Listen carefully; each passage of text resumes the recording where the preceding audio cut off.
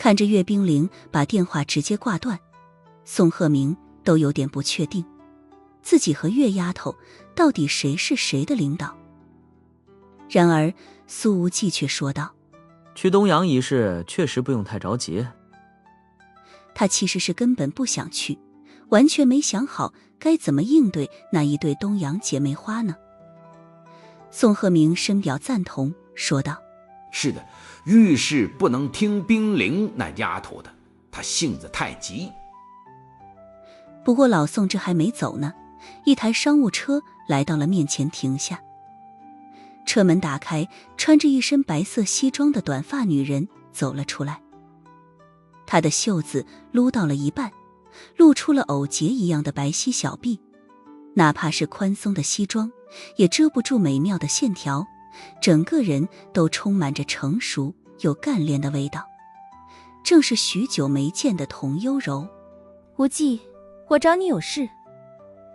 他似乎有急事，谁都没寒暄，直截了当地说道。看到又来了个颇有韵味的美女，宋鹤鸣的脸微微一黑，瞪了苏无忌一眼，没理他，而是对宋之瑜说道：至于走，我先送你回学校。哦。宋之瑜跟苏无忌道了个别，立刻上了车。之瑜呀，宋鹤鸣决定还是挑明了，道：苏无忌这小子桃花运太旺，你的性子软，可能会很吃亏的。宋之瑜轻笑道：无忌哥那么优秀，喜欢他的女孩子多，我觉得很正常。老宋又被这句话搞得一阵没脾气。他随后问道：有没有想过要去首都读书？只要你同意，我甚至可以给你办理那2所高校的入学手续。老宋不是一个喜欢动用领导特权来违规办事的人，但是他却想把最好的都给宋之瑜，以弥补这19年来所缺席的时光。副驾上，李高乐看似在低头玩着手机，实则耳朵已经竖了起来，给苏无忌偷偷发了个消息。老宋又想着要吃嫩草了，忽悠之余去首都，还想着把嫩草变成窝边草。宋之瑜摇了摇头：我只想待在灵州。宋鹤鸣说道：考研呢，考去首都也行。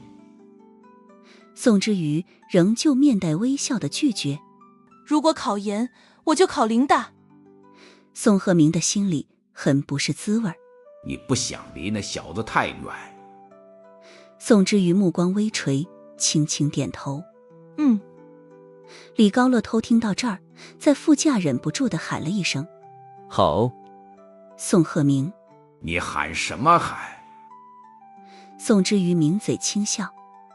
等车子到了临江大学，宋鹤鸣说道：之余，号码已经给你了，如果遇到了苏无忌也解决不了的事情，就给我打电话。其实他还有很多话想说，但是却不知道从何说起。这辈子第一次当父亲，以至于宋鹤鸣到现在都还没适应内心中那种汹涌的情绪。谢谢宋局。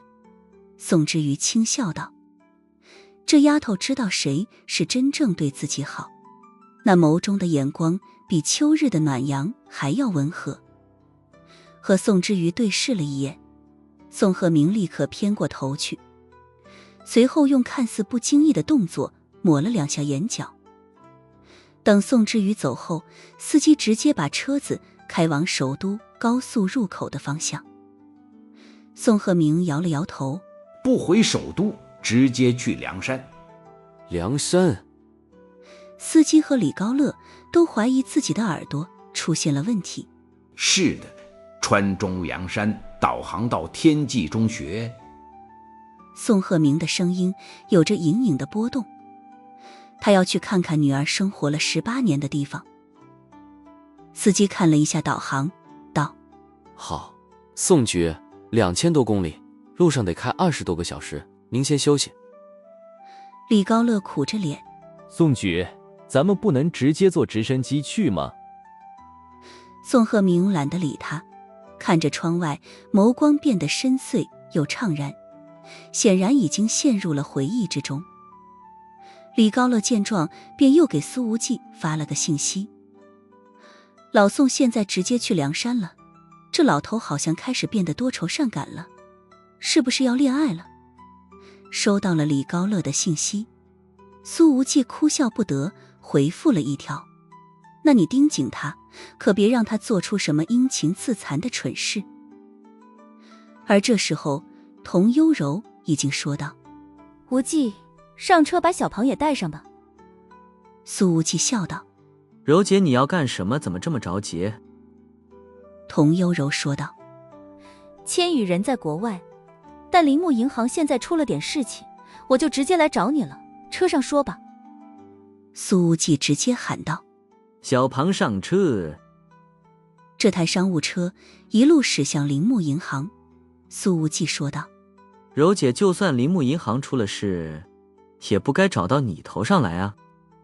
其实经过了上次首都金融圈的大地震过后，铃木银行以横空出世的姿态进入了大众的视野，发展态势已经变得顺风顺水了。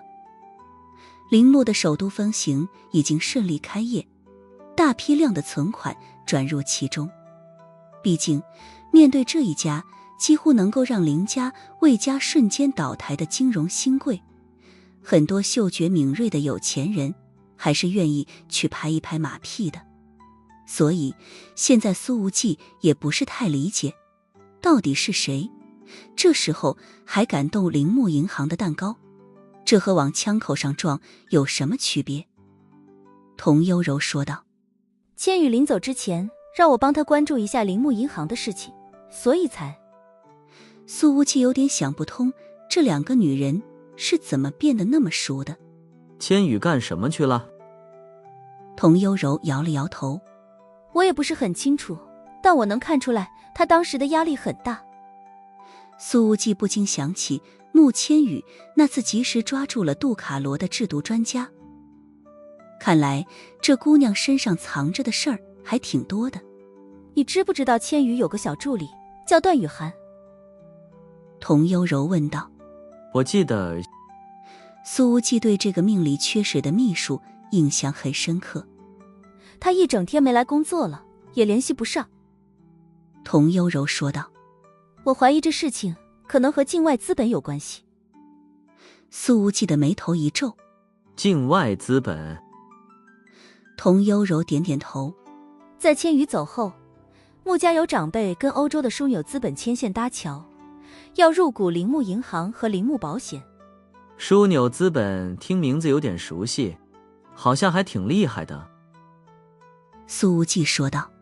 不过现在铃木银行应该不需要增加新股东。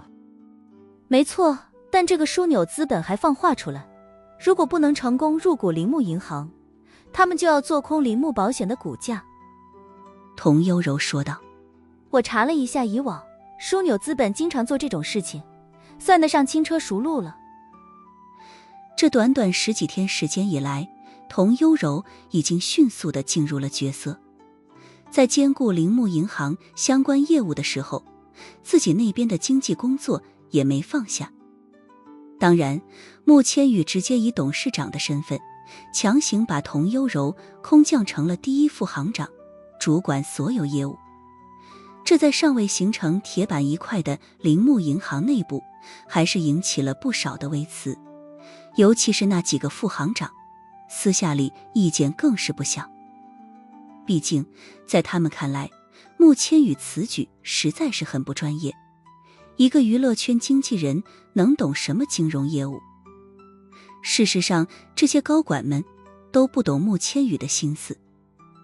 懂不懂金融业务不重要，是苏无忌信任的人才重要。只要童幽柔能在穆千羽不在的时候稳住铃木银行，就是成功。至于穆千羽为什么要选一个苏无忌信任的人，结果已经很显然了。现在这铃木银行还是姓穆的，至于以后会不会姓苏，概率好像已经很大了。苏无忌眯了眯眼睛。段雨涵算是千羽在金融业务上最倚重的秘书了，如果他出了事，这8成和枢纽资本有关。随后他拿出了手机，发了2条消息出去。小庞艰难窝在商务车的第3排，说道：老板，要不要回去抄家伙？苏无忌说道：没必要，你带着棍子就行了，咱们都是守法公民，哪能随随便便动枪。童悠柔抿嘴看了苏无忌一眼，心头忽然轻松了一些。这个年轻男人当然不是什么守法好公民，但是只要待在他的身边，心中就有很强的安心感觉。到了铃木银行的总行，还没来得及上楼，童悠柔就接到了一个电话。童总，来一趟林州戴斯酒店吧，枢纽资本的亚洲区总裁也在，我们一起吃一顿晚餐，顺便谈一谈入股铃木银行的事情。一道声音在电话里响起。你是谁？童悠柔问道。我叫穆宏轩。哦，对了，我的父亲就是穆成昌。这男人说道。穆千羽得喊我一声叔叔。穆成昌就是穆千羽的二爷爷。之前苏无忌在开着重卡大闹穆家老宅的时候，似乎并未见到这个穆宏轩，对这个家伙完全没有印象。而铃木银行开业的时候，这个穆宏轩也并未到场。童悠柔冷冷说道：我担心这是一场鸿门宴呢。穆宏轩微笑着说道：童总，你还真的必须要来一趟，毕竟没有秘书帮忙的滋味，肯定不太好受吧。童悠柔的眼光随之变冷。原来真的是你们干的。你放心，冠雨涵的情绪很稳定，也很安全。穆宏轩说道。我知道这个秘书对穆千羽很重要，我联系不上他，也就只能出此下策来要挟一下童总了。童悠柔看了苏无忌一眼，随后说道：穆宏轩，你到底是做什么的？穆宏轩的语气之中透着一丝自得之意，说道：自我介绍一下，我是枢纽资本的新任华夏区负责人，入股风头正劲的铃木银行，是我新官上任3把火的第1把。苏无忌做了个手势。童悠柔见状立刻说道：我现在就过去，但你必须保证段雨涵的人身安全。童总还是请放心，我遵纪守法，只是把段雨涵请过来喝杯茶，怎么会伤害他呢？穆宏轩微笑道。童悠柔随即挂断，看向了苏无忌。我们得去救人。苏无忌点点头，随后打了个电话，响了2声就被挂断了。再打还是被挂断。他随后打给了肖英磊，没好气地说道：肖经理，你去给我看看财务在干什么，怎么不接我的电话？肖英磊笑盈盈地说道：他把我们的流动资金放进股市，今天赚了一大笔，怕老板你打电话来又要乱花钱，就给挂断了。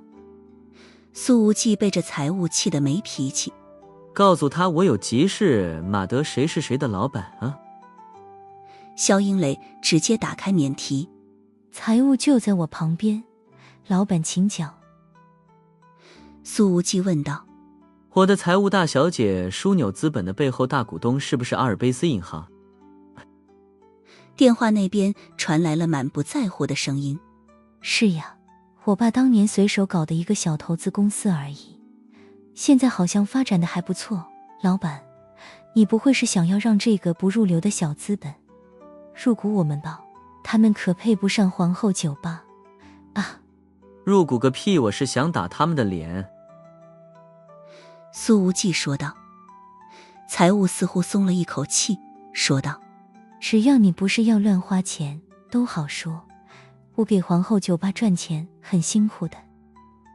苏无忌没好气地说道：我花钱又怎么了？我马上到戴斯酒店，你现在就给我过来。苏无忌不知道穆千羽到底去欧洲做什么了，但是在他回来之前，自己必须帮他把局面稳住。对于铃木银行这种高歌猛进的金融新贵来说，来自内部的案件可比外部的明枪要危险得多。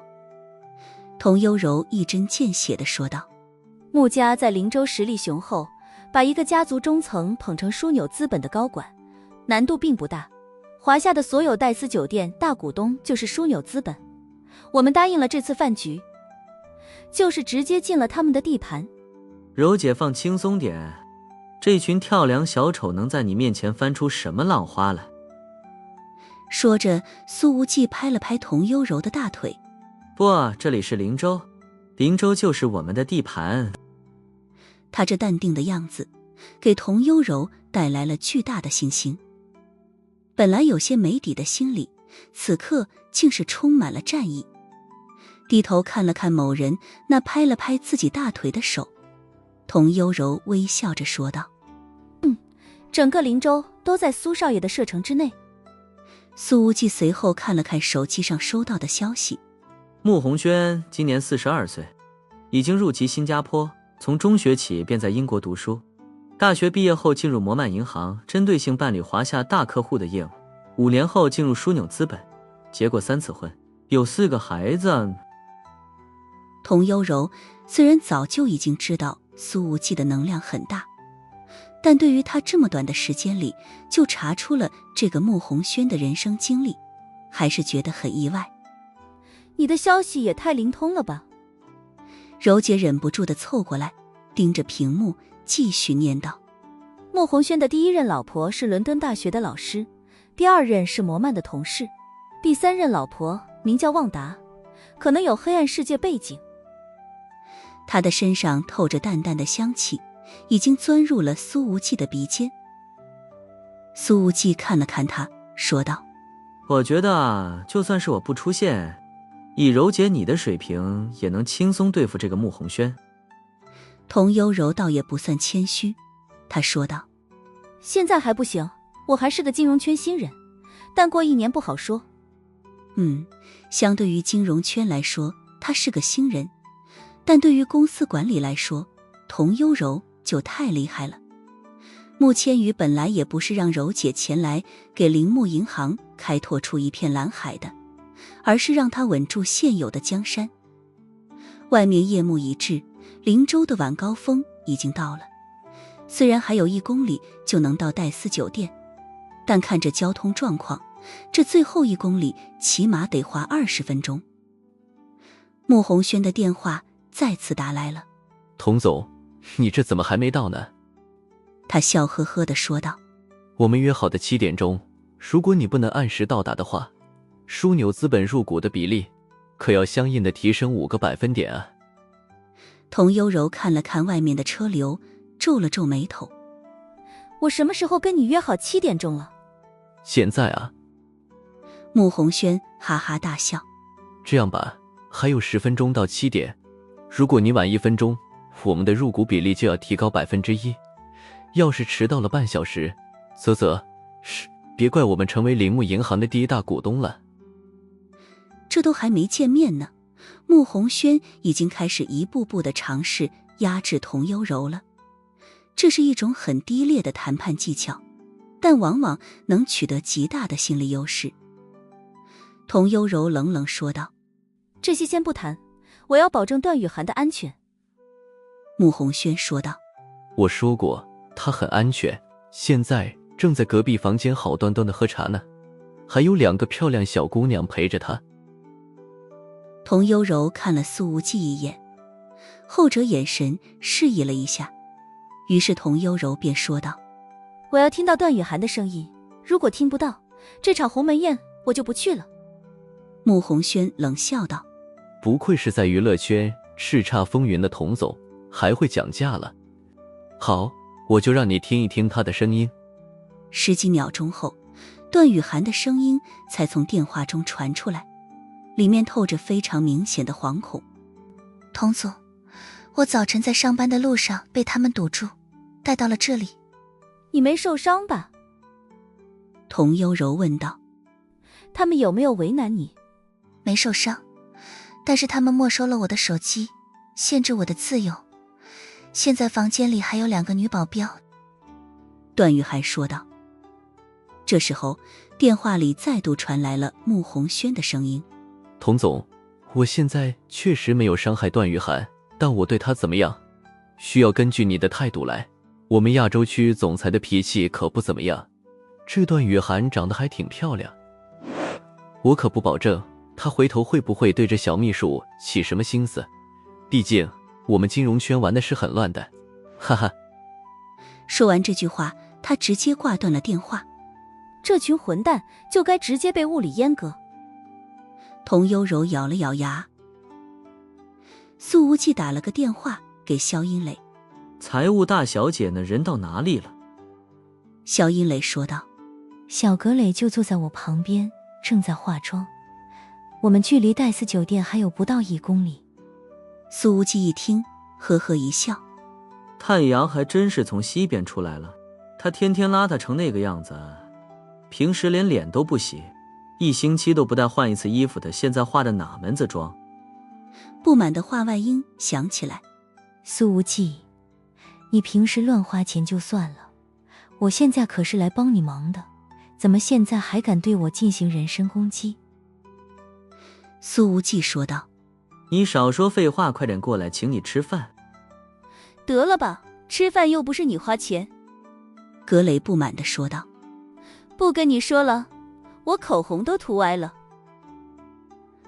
20分钟后，苏无忌便在门口看到了穿着旗袍披着白丝绒外套的肖英磊，以及一个穿着黑色运动外套的女孩。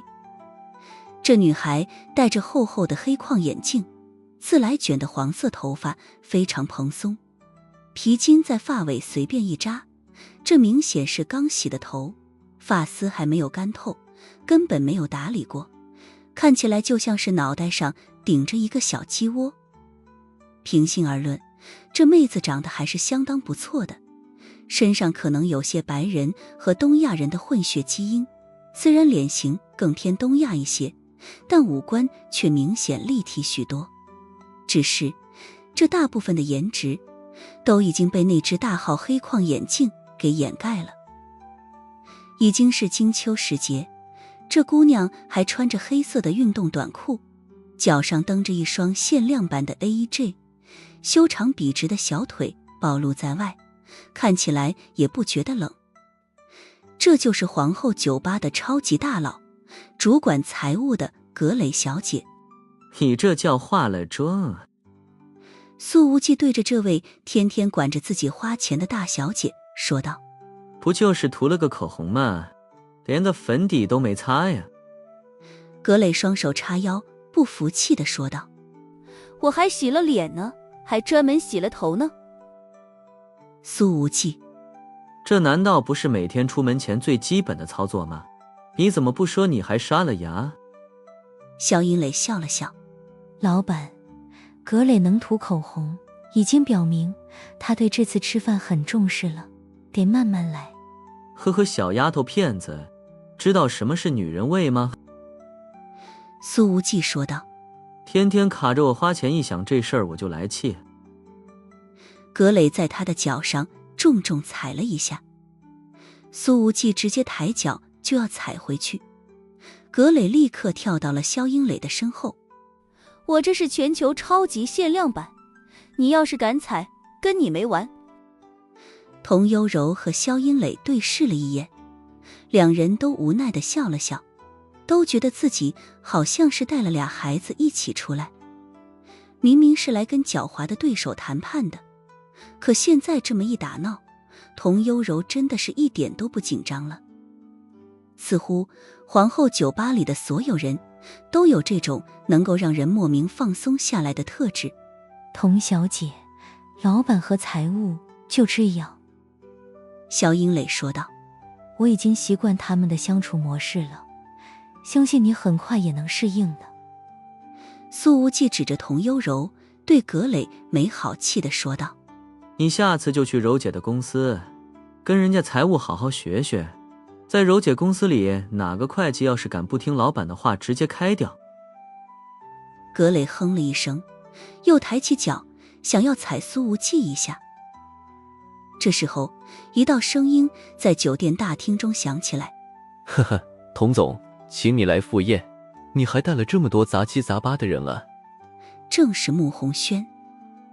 他穿着一身灰色休闲装，搭配着白色板鞋，头发打理得一丝不苟，整个人看起来很精致，起码外表上并不油腻。此时苏无忌这一行人看起来确实是有点乌合之众的意思，尤其是身形壮如牛的小庞和顶着鸟窝发型的葛磊，加上穿着花花绿绿的小苏，着实有点奇葩。紧接着，穆红轩的眼光落到了萧音磊和童幽柔的身上，随后眼睛里忍不住地涌出了惊艳之色来。这其实还是穆红轩第一次见到童幽柔，对方本来就是女团出身，无论是身材和颜值都没得挑，而身上那一股干练成熟的御姐风范，却是娱乐圈里大部分女明星都没有的。至于另外一个穿着旗袍和丝绒外套的女人，同样也是极品，是那种熟透到能滴出水来的类型。旗袍把身体的曲线毫无保留地展现出来，极致又性感，尤其是那一双丰润长腿更是引人注目。穆红轩忽然觉得今天晚上可能还有意外之喜呢。童幽柔冷冷说道：“他们都是我的朋友，陪我一起来参加饭局。”穆红轩微笑道：“那怎么可能？欢迎欢迎。”进入了包间之后，穆红轩走到了一个头发微白的德国人旁边，说道：“我来介绍一下，这位是奥尔克先生，枢纽资本的亚洲区总裁。”对方抬了抬眼皮，但目光也只是在童幽柔和萧音磊的身上多停留了2眼。在这奥尔克从苏无忌、小庞和葛磊身上看过去的时候，眼睛里明显带上了淡淡的不屑。童幽柔却没坐下，而是说道：“段雨涵呢？”穆红轩拍了拍手，说道：“我差点把这件事给忘了。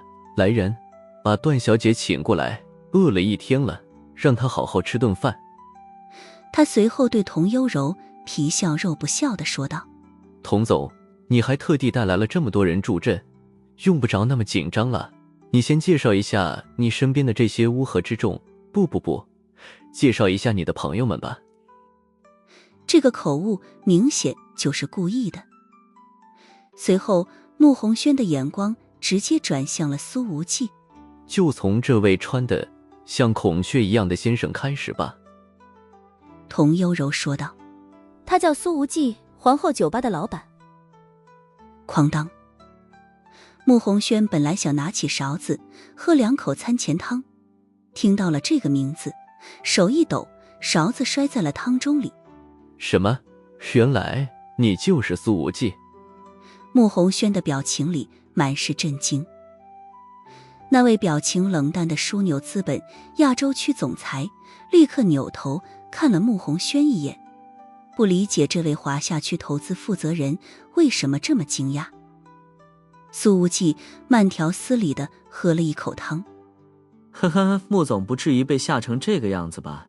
我又不是什么地痞恶霸。”穆红轩努力压下心中的震惊，咬着牙说道：“苏无忌真是久仰大名了，穆家里的很多人都经常提起你。”没想到穆千羽不在国内，童幽柔居然把这个家伙给带到饭局上来了。如果不是因为这货，穆家老宅怎么可能变得乱七八糟？穆红轩听自己老父亲说起过这家伙，当时穆成昌对苏无忌的评价很低，说他就是一个不学无术的小混混，只懂得用一些暴力手段，上不得台面。但是穆红轩也不傻，老爹对苏无忌的评价不高，并不代表他认为苏无忌真的是个小混混。能捅了穆子阳3刀，到现在还安然无恙，这个年轻男人的背后必定有所依仗。说不定就是灵州某个大领导的儿子。否则的话，以自己那位好侄女穆千羽的聪明才智，怎么可能把这个小混混拉上做靠山？更何况在云烟湖那一片寸土寸金的地方，开一间这么大的酒吧，是仅仅靠有钱就能办成的事情吗？童幽柔继续介绍道：这位是皇后酒吧的萧音蕾经理。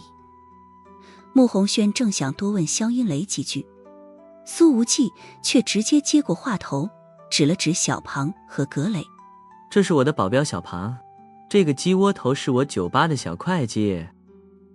对于这种边缘角色，那位总裁奥尔克和穆红轩真是连点头示意的动作都懒得做一个。听到苏无忌的称呼，葛磊不爽地说道：为你在酒吧里喊我财务大小姐，到了这边就成了鸡窝头和小会计。苏无忌，你要是这样的话，我可就向我爸告状了呀。苏无忌一听这话就立刻怂了：算了算了，我说错话了，您老人家可别告诉你爸他就是个女儿奴，肯定得找我爸告状的，到时候我爸还得香我。哼，这还差不多，为了给你撑场子，我今天还特地化了妆呢，狼心狗肺。葛磊继续不满地哼哼。这俩人直接旁若无人的吵吵闹闹，让穆红轩忽然觉得今天的事情必然没有任何的难度。童幽柔还号称娱乐圈女强人，怎么至于找了两个心智不健全的傻逼来撑场子的？这倒也不怪穆红轩轻视对手，起码此刻的苏无忌和葛磊似乎加起来都没有一个脑子。那位枢纽资本的亚洲区总裁奥尔克则是皱了皱眉头，似乎有点不耐烦。可是他们并不知道的是，此刻他们所面对的是皇后酒吧的最核心阵容。而这时候段雨涵则是被从隔壁房间带过来了。他一看到童幽柔或苏无忌，眼眶便是立刻红了。这姑娘经历了一次绑架，能有现在这表现，心理素质其实已经算很不错的了。雨涵别担心了，童幽柔说道，今天的事情绝对不会再发生了，快坐下，先吃点东西。恰恰相反。这时候穆红轩嘲讽地冷笑道：童总，你难道也这么天真？我能这么容易的就放了段秘书，难道不是说明我随时可以再轻轻松松地抓他一次吗？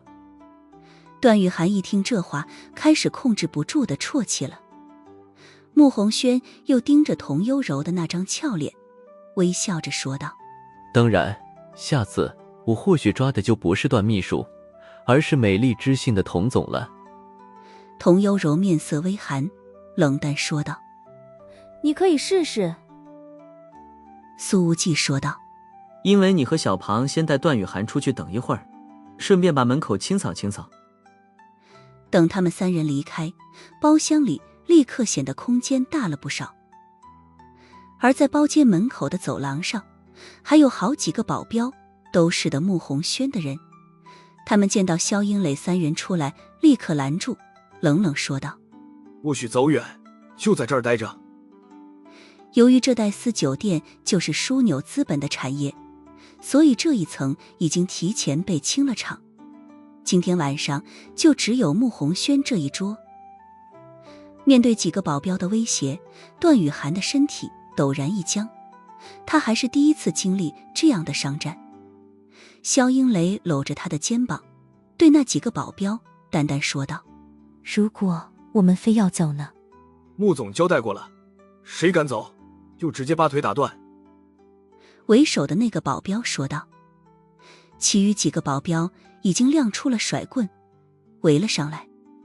小庞便站到了刚刚出生的保镖的面前，右手伸出，一把掐住了对方的脖子。那砂锅大的手似乎轻易就能将这家伙的脖梗攥到变形。随后他就这么攥着这保镖的脖子，左手挥出，看似随手一拳砸在了另外一人的脸上，后者直接被打得仰面跌倒在地，后脑勺和地面接触，发出了让人心悸的闷响。砰砰砰！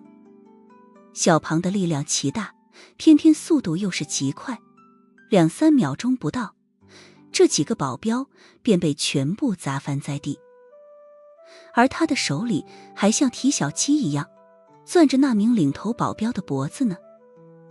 此刻这货已经满脸青紫，白眼直翻，他只感觉自己的颈椎在嘎吱作响。段誉涵见状，心中所有的担忧全部消失，他攥了攥拳头，俏脸之上明显有了兴奋之意。而此时包间里的穆红轩还完全不知道外面发生了什么，他盯着童悠柔说道：童总，关于我们的入股要求，你考虑的怎么样了？鉴于你们迟到了10分钟，我们的入股比例将要提升到 40%， 成为铃木银行的第1大股东。童悠柔面无表情地说道：穆千羽不在，我不能替他处理这些事情，一切都必须等穆董事长回来再谈。穆红轩面带微笑：我知道你可以的，我那个好侄女在离开之前特地对总行的高管们强调，银行的所有发展事宜都由童总你一人定夺，他的决定权全权由你代理。童悠柔说道：如果我不同意呢？穆红轩说道：童总在来到这里之前，你自己不也说了吗？这是一场鸿门宴，你如果不同意，可能就没法顺顺当当的离开这儿了。而那位亚洲区总裁奥尔克则是微微点头，他慢条斯理地吃着菜，似乎认为自己级别太高，并没有参与这一场对话的兴致。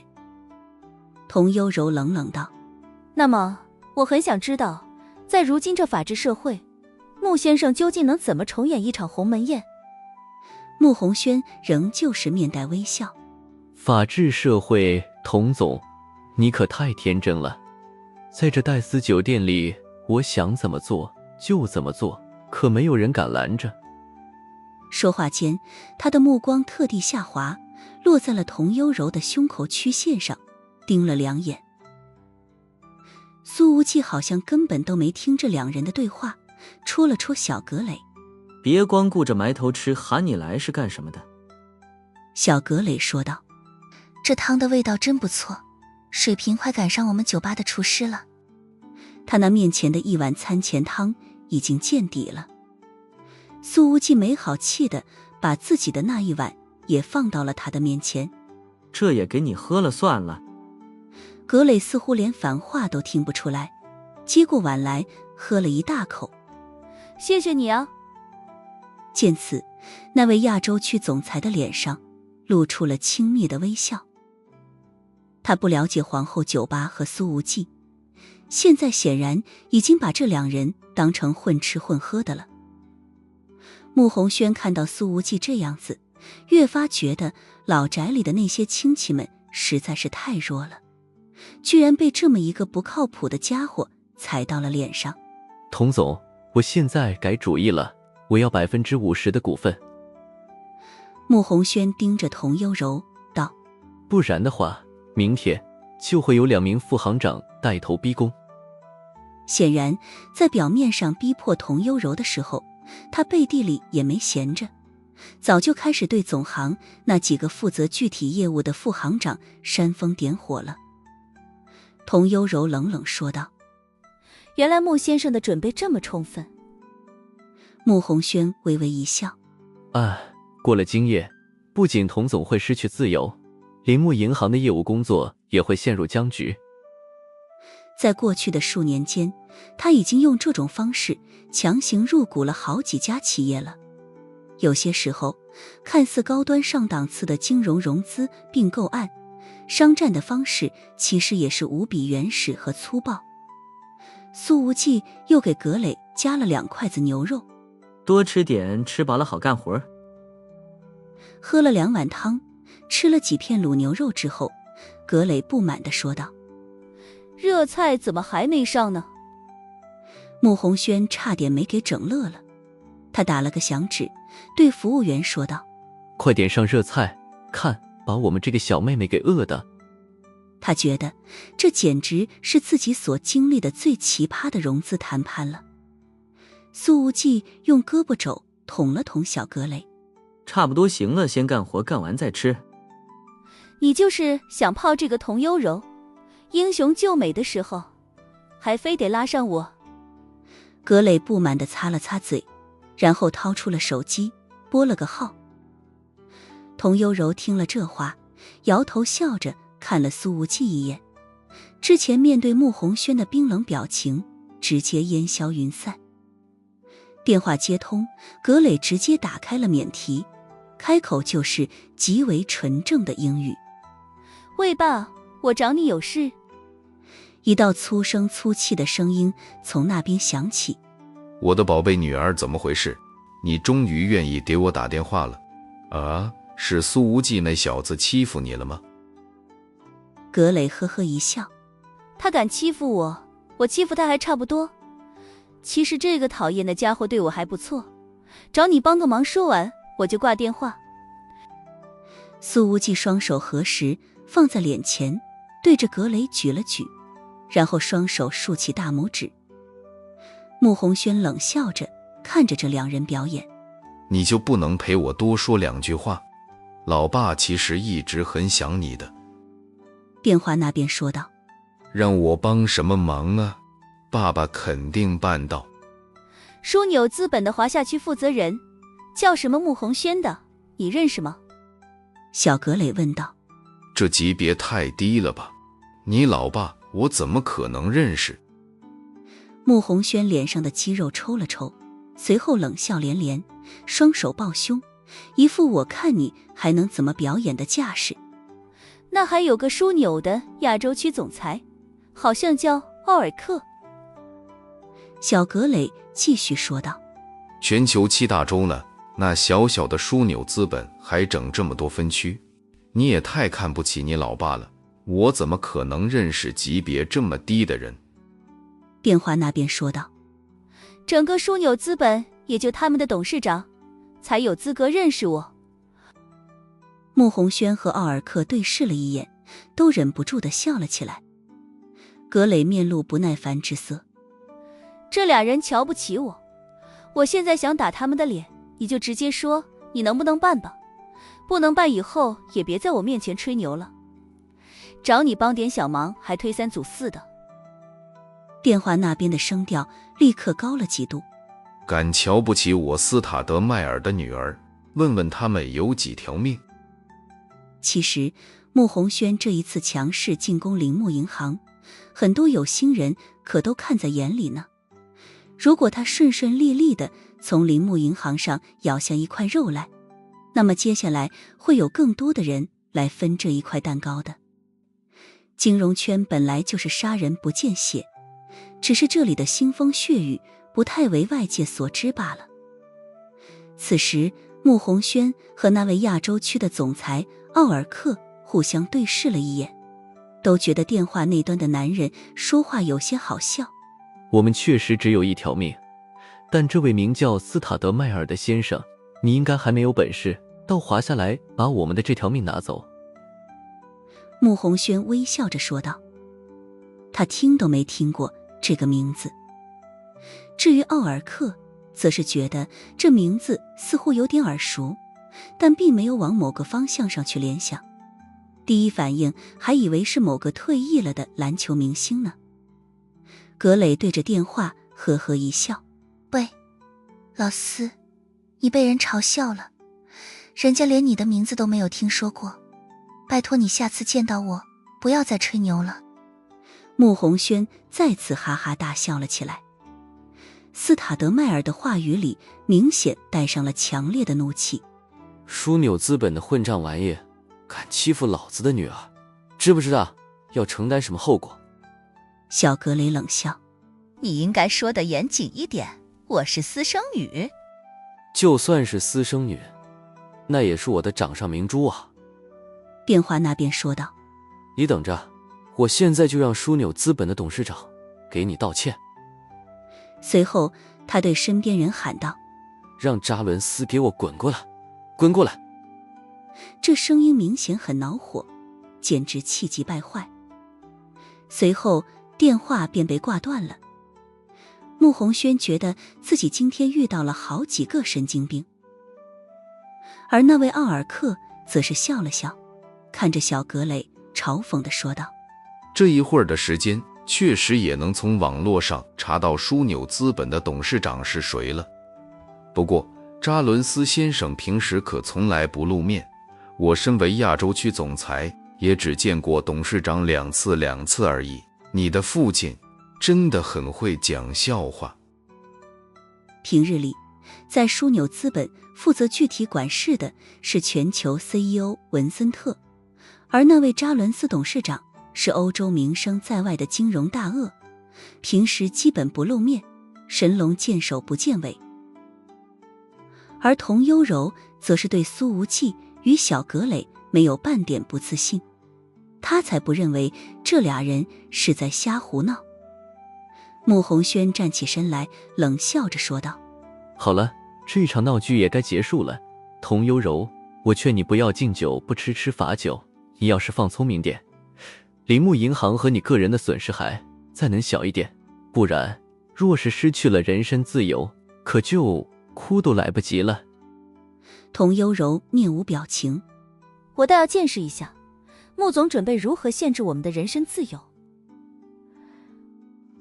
穆红轩微笑道：这里是灵州，我即便让你在这栋楼里人间蒸发，也不是什么太难的事情。说着他拍了拍手，毕竟亚洲总裁奥尔克好不容易被自己请到华夏一趟，当着他的面，穆红轩也想好好表现一下。然而他明明拍了好几下手，可是包厢的门却始终没有打开，外面的人像是根本没听到他的命令一样。穆红轩的表情有点阴沉，还以为是保镖打手们忘记了自己之前跟他们约好的动手暗号。苏无忌似笑非笑地看了看他，道：穆总，你鼓掌不管用啊，不如我替你拍2下试一试。说着他也拍了几下手。啪啪啪，旁边的小格蕾立刻用胳膊肘顶了他一下，很不满地哼哼道：哎呀，不是事先说好了让我来拍手的吗？这么装逼的机会你还要跟我抢呀？这小混血的华夏语说得还挺溜。这时候包间的门被砰然打开，穆红轩的神情稍稍一松，然而下一秒眉头却狠狠皱了起来，因为站在门口的并不是他的手下，而是一个极为高壮的身影，几乎把整个包厢门填满了，正是小庞。小庞的手里还拎着2个女保镖，瓮声瓮气地说道：老板，全部搞定了。这2个女保镖之前还看守了段雨涵整整1天，此刻已经满脸鲜血，人事不省。说着，小庞毫不怜香惜玉的随手一扔，这2个女人重重摔在了地上。穆红轩的脸上满是震惊，他立刻跑到包厢门口，从小庞的身边挤了出去，往外一看，发现走廊里已经横七竖八的躺了满地的人，自己提前让20几个保镖都埋伏在其他的包间里，此刻也全部被找出来干翻在地。混蛋，你们做了什么？穆红轩气得浑身哆嗦，吼道。然而小庞却一把扯住了他的领子，粗暴地将其拽回了包间里，随后将大门砰然关上，自己则是守在了门外。穆红轩回到位置上坐下，死死盯着苏无忌。好小子，原来你在这儿等着我呢，有个这么厉害的保镖，怪不得有恃无恐。苏无忌淡淡笑道：现在是我们来限制你们的自由了。穆红轩眼光沉沉地盯着苏无忌，看了几秒钟，忽然笑了：小子，你这么做才更合我的胃口。看着他这个表情，童幽柔则是忽然想起来，之前苏无忌所得到的关于穆红轩的资料里，分明写着此人的第3任老婆有着西方黑暗世界的背景。好啊，穆老板，我很期待呢。苏无忌呵呵一笑，随后他用胳膊肘捅了葛磊一下，说道：接下来靠你装逼了，这次我不跟你抢了。小葛磊哼了一声，对自己老爸的速度很不满意。而这个时候，那位亚洲区总裁奥尔克却是波澜不惊，而是抿了一口红酒，微笑着对穆红轩说道：穆他们好像还不知道你老婆的实力，不如就在今天，在这些不知天高地厚的华夏人面前展现一下。好啊，我也正有此意。穆红轩立刻掏出手机，准备打电话。然而奥尔克的手机却先响了起来。他看了看来电，面色一肃，立刻说道：是文森特先生的电话。文森特枢纽资本的现任全球 CEO， 而奥尔克的职位虽然是亚洲区总裁，但实际上只是相当于他手底下的一个大部门的经理。这家伙看了看坐在对面的小混血，心中突然控制不住地涌出了一股不好的预感了。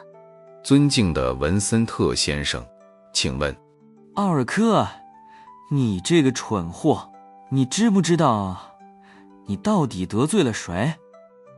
文森特的语气里充满了怒意。我刚刚被董事长臭骂了一顿，你现在给我向格蕾小姐道歉，快点。奥尔克懵逼了。文森特先生，请问你是不是搞错了？我正在华夏。搞错个屁！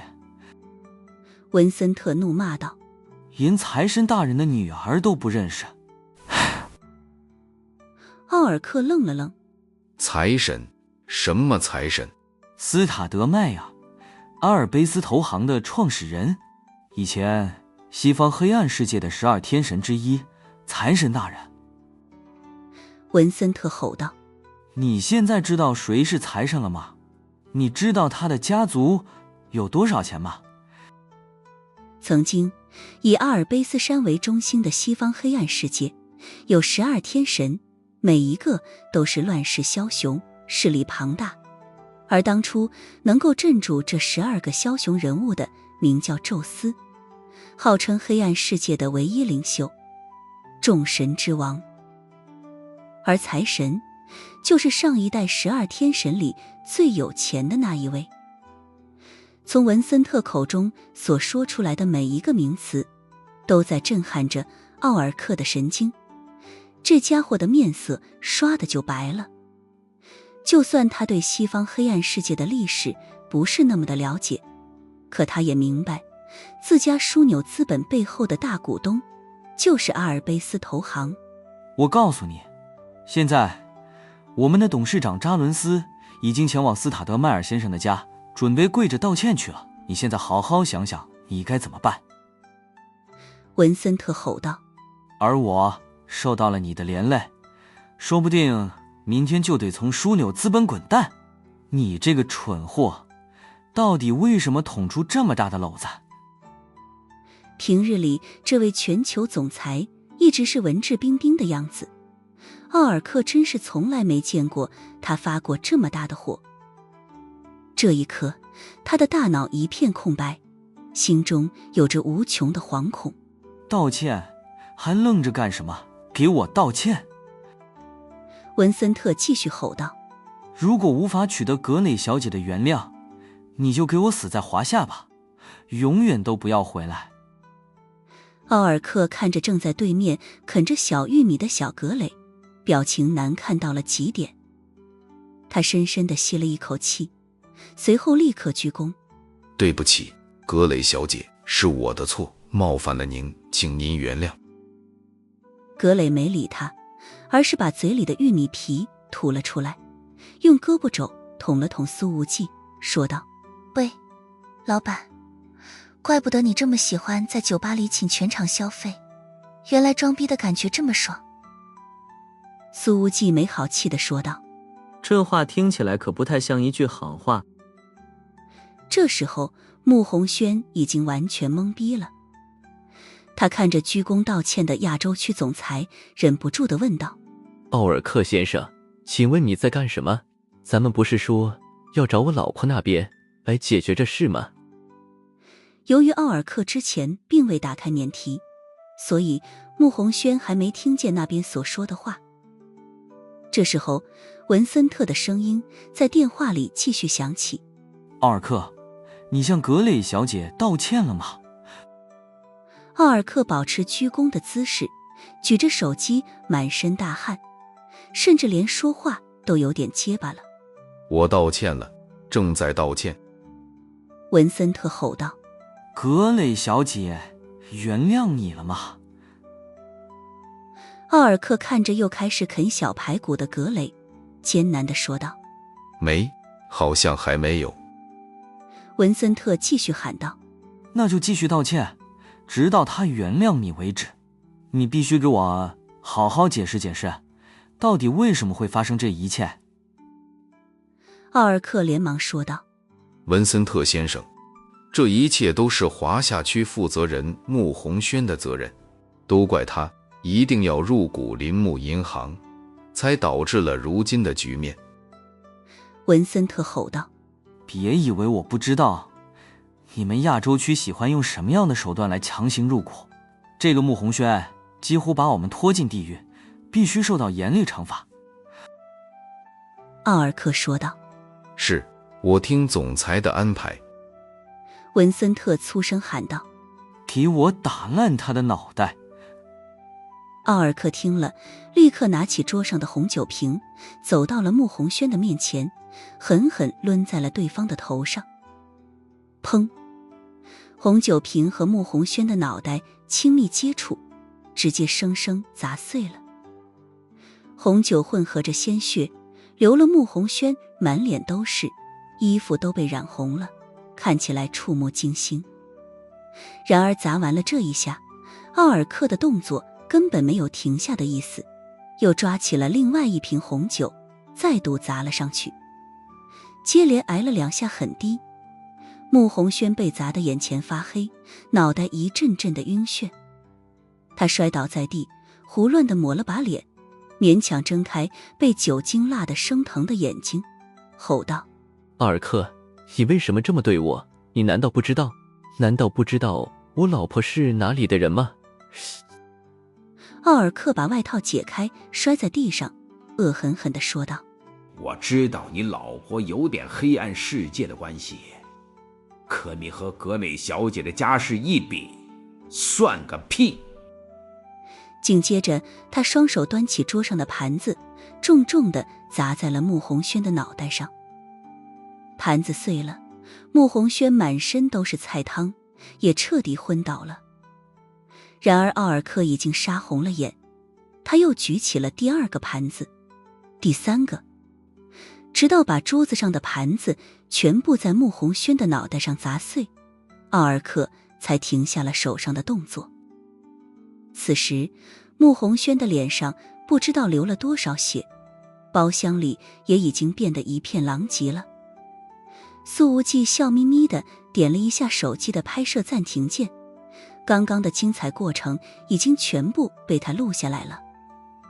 奥尔克喘着粗气，忽然想起来手机还放在一边，连忙拿起来说道：总裁先生，我已经把这个穆红轩给打晕了。电话那边的文森特吼道：格蕾小姐现在原谅你了吗？还没有。奥尔克继续深深鞠躬：请格蕾小姐原谅。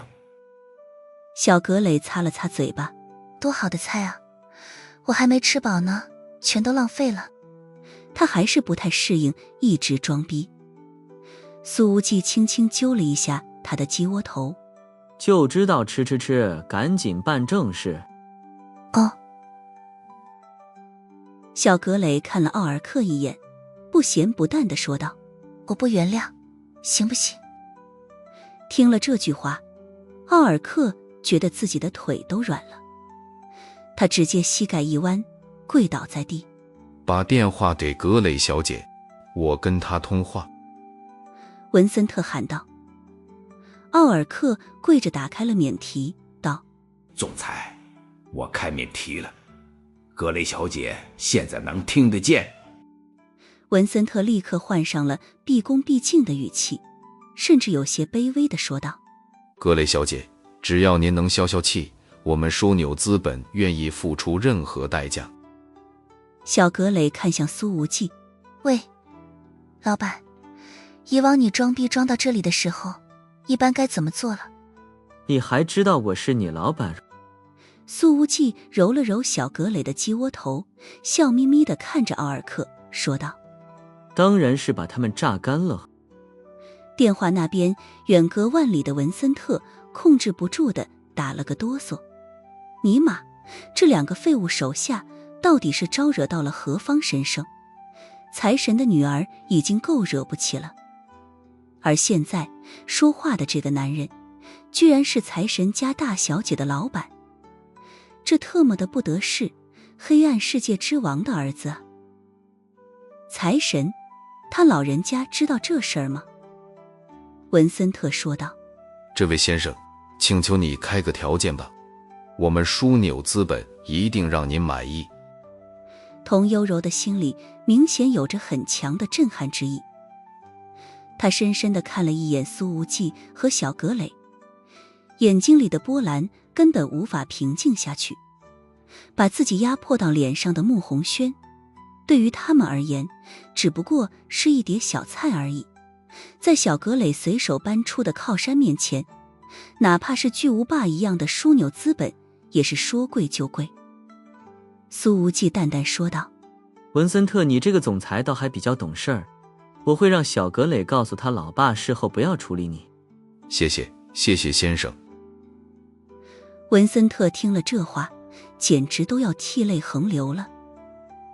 苏无忌说道：你们枢纽资本已经在华夏开展业务好几年了，但名声可一直不怎么好。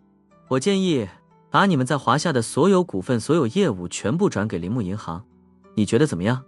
这……文森特犹豫了2秒钟，一想到曾经黑暗世界的财神之威，立刻说道：免费转让的吗？我个人完全同意，董事会那边我也会尽力说服他们。反正枢纽资本大部分的股份也是阿尔卑斯投行的，这投行又是财神家族所有，左手到右手给就给了，又不是自己掏钱。这文森特显然想错了，这些股份并不是转让给小格雷的，铃木银行也和小格雷没有什么实质性的关系。苏无忌乐了：我倒也没那么无耻，铃木银行会以市场价1半的价格收购枢纽资本在华夏的所有股份和项目，你觉得怎么样？市场价的1半，这其实已经很无耻了。毕竟枢纽资本这几年来在华夏大笔撒钱，投了很多项目，甚至都是把某些领域整条赛道的所有当红企业全部投资，回报率相当惊人。但是和之前的免费相比，苏无忌愿意出市场价的1半，显得他此刻无比的良心。童幽柔的眼睛瞬间闪过了强烈的亮光，他知道如果这大规模融资真的成功的话，铃木银行的规模和体量将会瞬间膨胀到一个多么夸张的地步。哪怕只是帮穆千羽代管，一想到铃木银行的前景，童幽柔的心里都有着无法用语言来形容的激荡。原来生意还可以这么做的吗？柔姐姐相信，如果穆千羽得知了这边的消息，必然也会非常激动。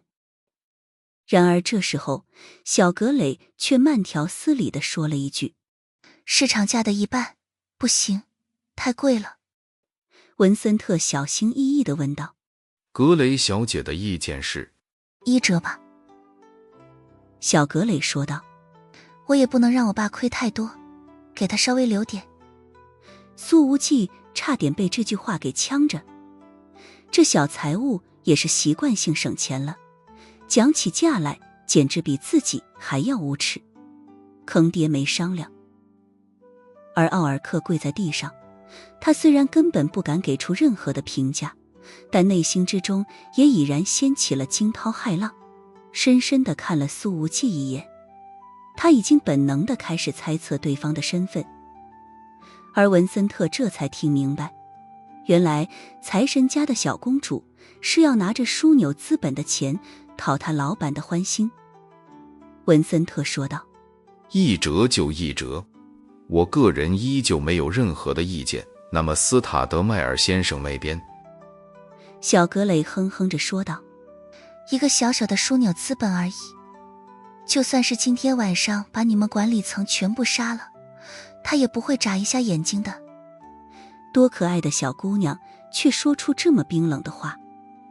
文森特在那边再度控制不住的打了个哆嗦，是说道：我会亲自办理此事，明天就飞往华夏。这个亏麻了的消息若是传出去，枢纽资本的董事会怕是要先疯了。行，这个穆红轩就等你来处理吧。小格雷说道：这种人不该继续出现在枢纽资本，简直是男人里的垃圾。顿了顿，他看了奥尔克一眼。当然，这个亚洲区总裁也不是什么好东西，直接埋了算了。听了这句话，奥尔克的心中无比惶恐，眼白一翻，直接就吓晕了过去。苏无忌拍了拍手，看了看童悠柔：柔姐，事情解决，你觉得还满意吗？童悠柔的眼睛深处有着难以言表的震撼。今天晚上，苏无忌和小格雷的表现简直比前者一个电话搞定麦克斯韦集团的全球代言人还要来的震撼。这个小男人到底是什么身份？何止是满意，简直太超出预期了。童悠柔的呼吸还有些微微的急促，胸口的线条起伏非常明显。如果不是你们的话，我可能已经被这个穆红轩限制人身自由了。而现在，相信等千羽回来，他也一定会很高兴的。萧英磊这时候也带着段雨涵进来了，他微笑着把话头接了过去：童小姐，遇到事儿千万不要自己扛，一定要第一时间跟我们老板通气儿，省时省力。童悠柔斟酌了一下用词，笑了一下，说道：那我就不跟无忌说谢谢了，咱们是自己人。苏无忌笑道：那可不啊，从你打赌输了开始，和我就已经是自己人了。想着自己穿着短裤吊带给苏无忌跳舞的样子，童悠柔的面色忍不住的微红。小格磊看了他一眼，语气有一点点微微的不爽：这位柔姐姐，我跟你说，我老板今天晚上搞出来这些，其实就是为了让我帮他泡你。童悠柔抿了抿嘴：不是吧？他无论如何也没想到这位大小姐的话这么能拐弯。苏无忌弹了一下小格磊的脑瓜崩：你乱说什么呢？格磊不服气地说道：难道不是吗？这位柔姐姐的身材那么好，胸也不小，不就是你喜欢的类型？老板呀老板，你这会儿装什么正人君子呢？说完，他低头看了看自己的好气。童悠柔的脸更热了：格磊，你误会了，你老板他不是这样的人。格磊呵呵一笑：柔姐姐，你能这么说，只能说明你太不了解我老板了。他虽然目前还不敢对你上手，但脑子里肯定已经把你睡了上百遍了。童悠柔不知道说什么好，看了苏无忌一眼，耳根都在发烫。格磊，你扯什么蛋呢？苏无忌恼火地喊道：信不信我扣你工资？小格雷耸了耸肩，说道：随便，反正每个月的工资都是我自己发的。苏无忌咬牙切齿：小格磊，你简直到反天罡！在下楼的时候，童幽柔特地拉着苏无忌走在了最后面。他纠结了一下，随后小声开口说道：你帮了我这么大的忙，我也很久没跳舞了，今天晚上要不要我去你那里？让一个充满了干练果断的商场女强人说出这么主动的话来，这种反差确实极其吸引人。小格蕾的听力似乎极好，明明走在前面好几米呢，却忽然转过脸来，扶了扶黑色眼镜框，笑眯眯地说道：柔姐姐，我今天晚上也是出了力的，你不能只感谢我老板，我也要看跳舞。